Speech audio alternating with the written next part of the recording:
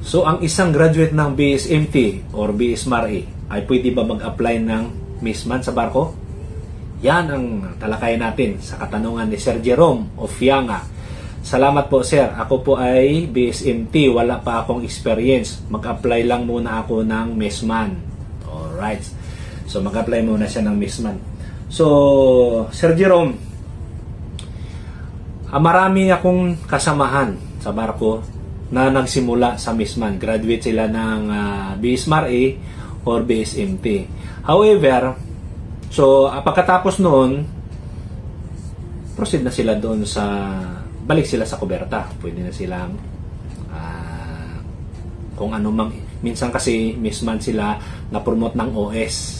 No, meron dyan. So, depende na lang sa performance nyo. So, pwede yung stepping stone yan, yung pagiging Missman. Wala namang problema.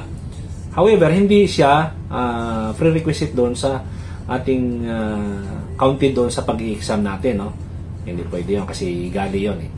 Ngayon, kung gusto mo naman ay para lang makasampa talaga, pwede. However, wag mong sasabihin doon sa applyan mo na ikaw ay mag-apply ng Missman. Applyan mo pa rin ay Decadet. And then, hayaan mo na sila. Siyempre, pagdating mo doon, lalo na pagka nag-utility ka na, so, masyadong medyo close na kayo doon sa mga staff or ano man. So, maghingi kayo ng advice. Saka na nila sasabihin, okay ba sa'yo, magmi-Missman ka muna. So, tanggapin mo kasi gusto mo mag-Missman muna pansamantala. Pero wag mong sasabihin sa pag-apply mo na ikaw ay mag-apply ng Missman. So, kadete. So, hayaan mo na sila ang magdesisyon para sa'yo. So, Mr. Jerome Ofianga, pwede bang mag-Missman ka muna? Wala pa tayong available na cadet. Kailangan natin ng Missman. So, pwede. Kasi ang Missman naman, hindi naman kailangan experience ka. Kasi ang gagawin mo naman doon as Missman, so yung mga trabaho ng Missman doon ay, number 1 na yun, ay magugas ka ng mga plato. Pangalawa, utos ang kanil mayor, mag-slice ng mga spices, ano? So, madaling salita, ikaw yung assistant ni mayor, no, chief cook.